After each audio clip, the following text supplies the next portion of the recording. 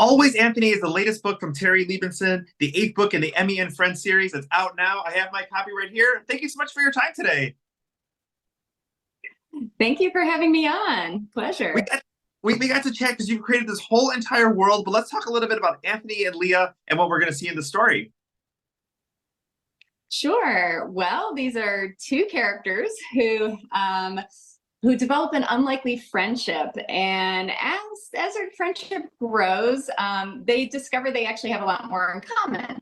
They witness this awful bullying incident as their friendship gets going, and that kind of stops them in their tracks. And how each of them reacts to this bullying incident sort of determines the course of their friendship. So we've got a lot of drama. We've got a serious topic like bullying, but it's tempered with so much humor. So hopefully it's a good balance between all that.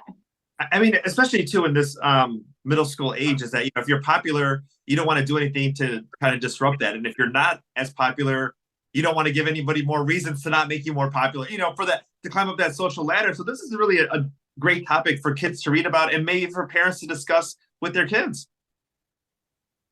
Absolutely. Yeah, it's a tricky one. I've dealt with bullying before in other books in this series, but it tended to be more emotional bullying, that under the radar kind of ghosting and exclusion, that kind of thing. So this is outright physical bullying. And unfortunately, all of the above are just so common.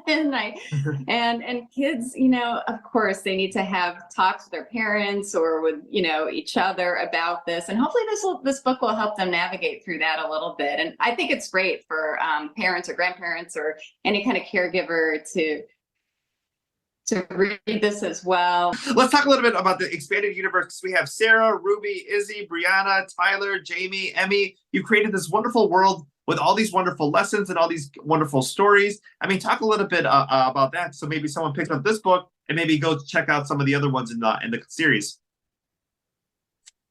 Sure. Yeah. So all these books take place in this little mini universe that's Lakefront Middle School. And I tend to rotate characters or make up new ones. I love bringing in new characters. It just keeps it interesting, I think, for me as well as the readers. So I feel like there's something for everybody. And there's all different types of characters. I've had like shy kids, I've had, outgoing kids, everything in between, and they all have different stories and different lives and different backgrounds. So yeah, I feel like there's something for everybody. And this just continues the story. So hopefully everybody enjoys it. Oh, they definitely are, because your children are grown now. And as far as some of the plot lines, are these things that like your kids went through that you were kind of remembering through a new lens? Yeah, some of it was definitely based on my own experiences. The first book that I wrote, Invisible Emmie, and by the way, you can read any of these books as standalones. They don't have to be read in order.